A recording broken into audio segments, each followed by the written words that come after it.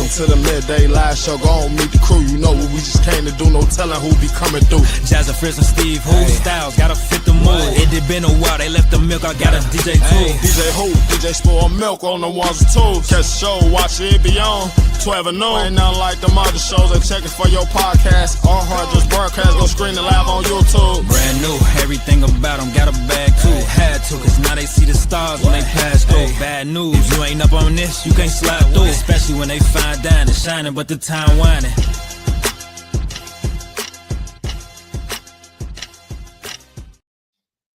Hello, everybody. Welcome back to an exclusive. We haven't done this in a while on the Midday Live Show, but we had to for this guest. I am Jazz, aka Jazzy Fierce, the fiercest of them all, live from iHeartRadio Chicago. And I am with DJ Spoiled Milk. Yes, sir. Welcome to another exclusive, everybody. Yes, and it's going to be a good one. So our guest today for this exclusive is an Emmy Award-winning television and film producer whose impact behind the scenes has helped shape some of the most iconic shows in history. And today he joins us not just as a producer, but as an author, here to talk about this powerful new book called A Gathering of Voices. It's an anthology that brings together rich personal stories full of heart, humor, and resilience, offering a more, deeper human look at the lives and journeys of 6 dynamic writers. So everyone, please welcome to the Midday Live Show, Charles Floyd Johnson. Hi guys, how are you? Good, how are you doing? Good, thank you for that wonderful introduction. Of course. Thank you for being here today. So we have to get into A Gathering of Voices. Right. And it's described as being moving and lyrical. So I want to know what inspired the anthology and the collaboration with the other writers that are also in it. Yeah, we were all people who came together who were seasoned Well, we weren't seasoned writers when we started, but we were seasoned career veterans in different fields. 3 of us were in entertainment. Denise Nicholas, who pulled us all together. Hattie Winston, who's an actress who was on Becker and who was in so many other things, and myself, and then there was a doctor and 2 other people. And we were all interested in writing memoirs, but we finally found out that we had so much material that wasn't going to be in our memoirs. We said, let's put it together in a book and let's try to figure out how to coalesce it and bring it together for audiences and readers. And that's what we did.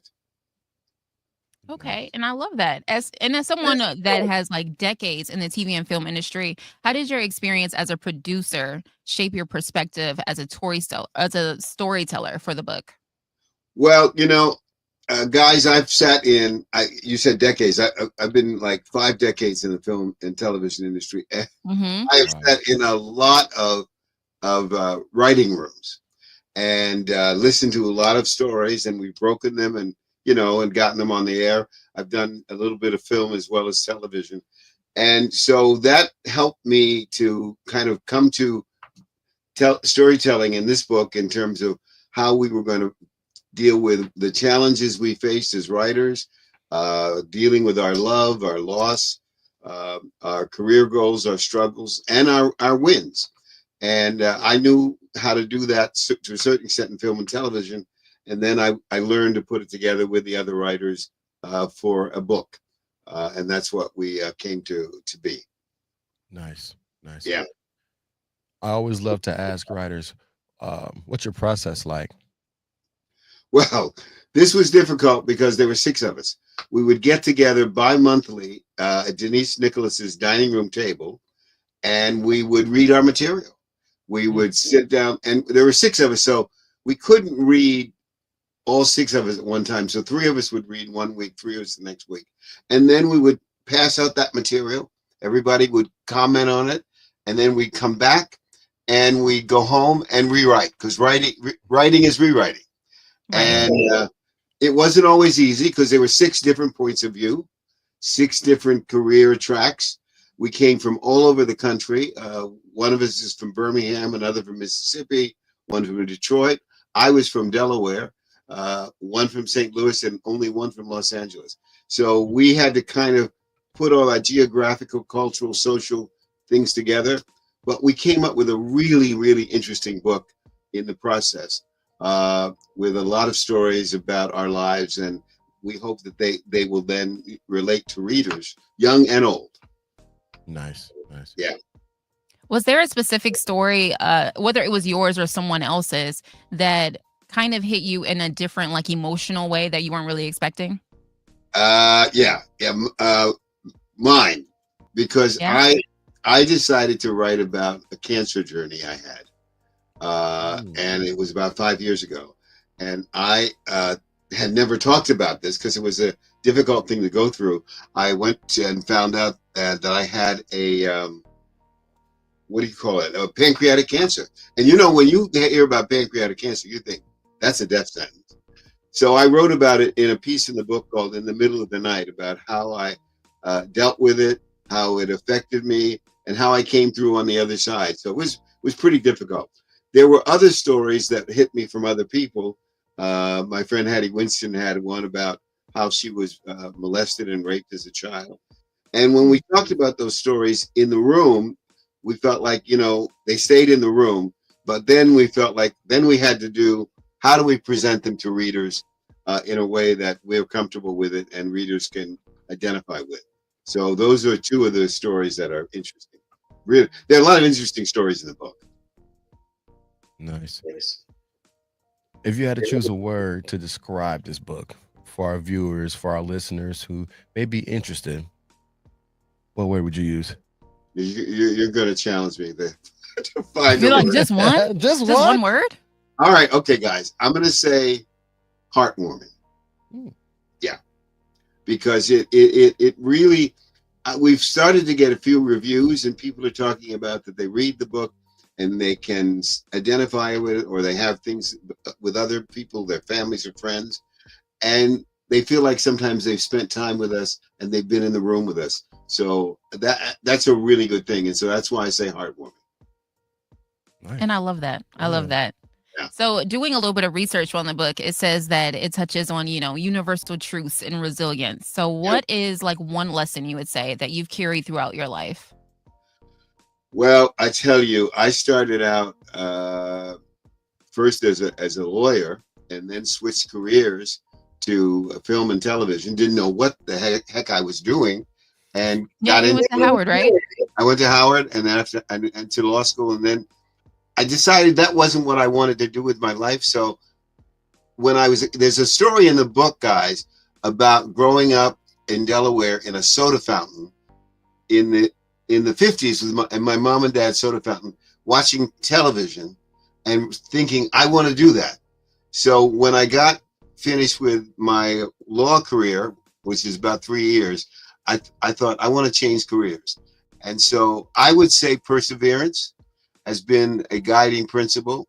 Opportunity always had to meet preparation, and always feeling that no matter how hard the task looked, you have to go at it and just stay true to your goals. Those would be my guiding principles.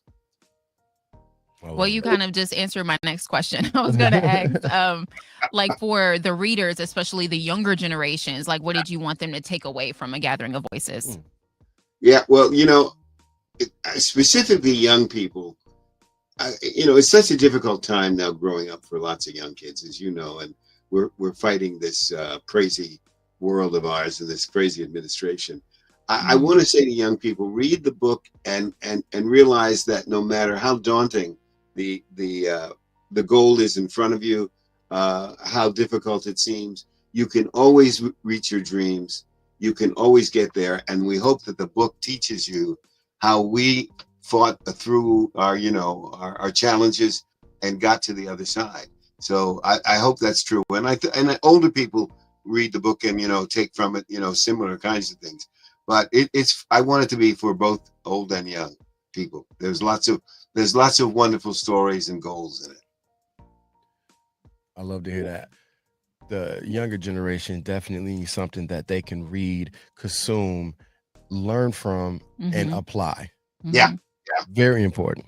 Yeah. And well, that's you know, I am. Go ahead. Yeah. No, I just want to say that's what we hope they get out of it. And pick it up and there are 32 stories in the book, and we put them into what we call acts. and they're kind of focused on, our early lives, some of them later lives. There's some humor in the book too, and nice. then that's always great fun. So it's a read you can pick up, and you don't have to read it all at once because they're all separate stories.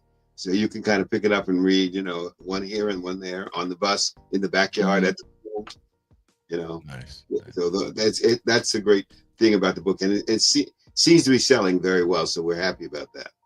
I love that. Yeah. And it's such a different concept. Like, I love that it's literally a gathering of voices. And as you say, you guys have all been, through so much life and so many lessons that you've learned and experiences. And the fact that you're sharing that with all of us, and especially the younger generation, it's like we need to hear about that. We need to learn about it. Yeah. And it's inspiration for the future, for sure. And we wanted to share that. So, it's a mutual admiration society. We wanted you guys to hear it, but we wanted to share it because we felt we had something to share. And it seems to be, that seems to be the calling for the book. I hope you are an icon. So thank you for sharing. Well, good. Thank you for saying that. And I hope that you two also get a chance to read the book. And it's nice talking to you guys today because I wish you the very best. Thank you so much. Yes, and same to you. Definitely please let the listeners know, the viewers, where they can get this book as well. Yeah, it's available primarily on Amazon. It's on BookBaby. It's on Barnes & Noble. And if all else is lost, you can go to the longwoodwritersworkshop.com, find a QR code, and that will lead you to places you can get the book. Well, thank you so much. You're welcome, guys. We appreciate it, and we hope to talk to you again soon, for sure. I hope to talk to you, and I hope you we talk again after you've had a chance to look at the book. Take care.